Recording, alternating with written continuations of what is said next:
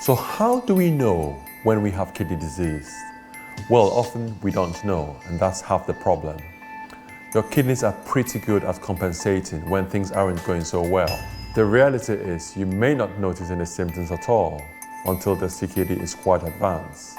That's why it's sometimes called the silent killer. In the early stages, symptoms may include a change in how often and how much urine you pass, particularly at night.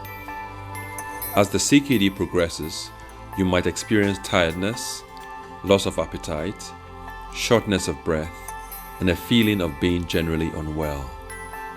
But the reality is, you may not notice any symptoms at all until the CKD is quite advanced. But while you may not be able to see your CKD, your GP can. In primary care, we know that healthy kidneys are absolutely essential for living a long and healthy life, and we are all doing our best to make sure our patients are getting the message. In my practice in Bromley, we work together as a team to find and tackle kidney disease. We try to pick up chronic kidney disease opportunistically.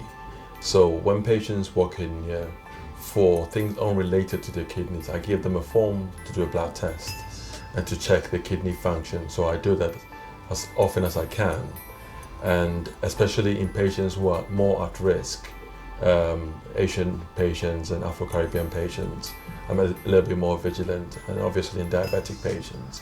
And then from time to time we do a search on our database to check patients' kidney functions, and those who are out of range, we pick them up and try and retest them again. The biggest concern is hypertension, which is a big problem in the Afro-Caribbean community. And obviously that means they are at risk of ischemic heart disease and strokes. And chronic kidney disease is a risk factor for ischemic heart disease. So they're all interrelated. And diabetes is also quite high in the Asian community and the Afro-Caribbean community. So if we can pick up these patients quickly, we can work on one of the risk factors amongst the numerous risk factors which they may have. Chronic kidney disease is basically any damage to the kidney, which is a long-lasting damage to the kidney, is then as chronic kidney disease. But we can only diagnose it by doing a blood test. And that blood test involves doing a check on what is called estimated glomerular filtration rate. A normal patient should have an eGFR of more than 90%. Now we call CKD 1 if you have 90% and you have some sign of kidney damage. For patients who are CKD 2, it is an eGFR of 60 to 89 with some sign of kidney damage. But in stage 1 and stage 2, if there's no sign of kidney damage, which is evidenced by having protein in your urine, then to all intents and purposes, CKD 1 and 2 is normal.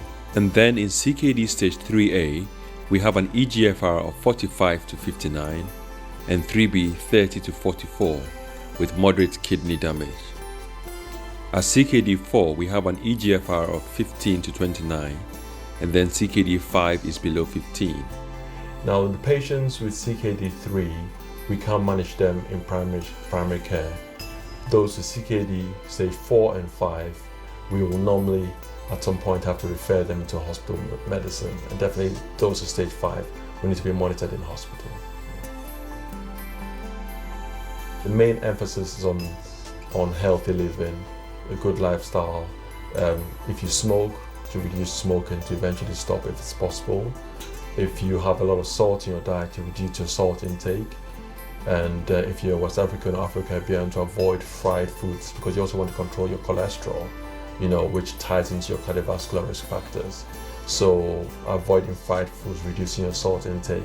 Exercise, which will also bring down your blood pressure. But controlling blood pressure is key. And by reducing your salt intake, reducing your fat intake, exercising, you will bring your blood pressure down even before trying medication to bring your blood pressure down. So the emphasis is basically on your lifestyle and the simple things of salt, exercise, not smoking, and a low-fat diet, basically. If CKD is poorly managed, they increase the risk of strokes, complicating hypertension and diabetes, and the risk of dialysis in the future, renal transplant, and end-stage renal failure. And occasionally we do have to be blunt in the sense that you may not have any pain, you may not have any symptoms. It's only towards the end stage that you may have tiredness, fatigue, loss of appetite. Supposed to here.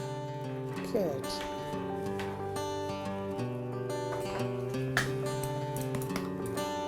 Alonso, he's in CKD stage 3. He's fairly stable at the moment, quite happy with him. He doesn't smoke, he doesn't drink. He's aware that he has to have a low salt diet, so he's aware of that and he's doing that already. His blood pressure is fairly well controlled. It was 120/60, just done by the nurse, and so that's fine. He's on blood pressure tablets to keep his blood pressure under control. He's also diabetic, and his diabetes is very well controlled. So all that is working quite well, and he's stable. So one is basically needs to keep an eye on him. I'll see him in the diabetic clinic, and I do always do the opportunistic testing of his blood pressure and his blood test to pick up if anything is going wrong. But traditionally, every 6 months, we basically see him. And if there's any concern that his eGFR is dropping faster than it should, then see him more frequently. It could be monthly, it could be 3 monthly, depending on the degree of deterioration. But for him, I'm seeing him at least every 3 months already. He has his eGFR checked again. He has creatinine level checked. His HbA1c checked to find out how well his diabetes is well controlled. If he sees the nurse before he sees me, the nurse will check his blood pressure. If he doesn't see the nurse before he sees me, I will check his blood pressure. And then we review all his medication and then see how he's feeling, how he's doing, and just take it from there, really. Well, I'm 74, coming up 75. Yes. And actually, my father is from China, and my mother is from Jamaica. At the surgery, they do look after me. You know, I'm really happy with, with what they're doing for me. And I try to cooperate as much as possible. I cut down quite a lot on the salt, and because I'm diabetic, I hardly use sugar, and I keep away from sweet stuff. But there again, they said I can have a treat with have a biscuit now and again. I have 3 sons. We go for walks quite a lot in the country because we live in the county of Kent, and we have some really nice walks, and we make use of them, especially in the summer. And also, being from a Chinese origin, there's quite a few little exercises from the Tai Chi, and also one called Qigong that I do, and I do think it helped. We are from a fitness family, really. My son is a personal fitness trainer, at least one of my sons. He even bought me a monitor for my blood pressure. I take my blood pressure roughly about twice a week. If things gonna happen to you, it's gonna happen. There's nothing we can do about it. But there again, you try your best not to let it happen. That's the most you can do. Basically, it's very important that they have a good relationship with us. And if there are any emotional problems, they're feeling depressed as a result of the condition, and we need to deal with that, counseling, psychotherapy, whatever we need to do, we can give all the necessary input. And we obviously will not know that if they're not seeing us frequently and discussing what about issues have come as a result of the CKD. We think it's absolutely important that they feel positive, that if they're not feeling stressed, they're avoiding stress, that's also going to keep their blood pressure under control. If obviously they're not positive, they're feeling depressed, their blood pressure is also going to go up. So a positive outlook benefits in so many respects.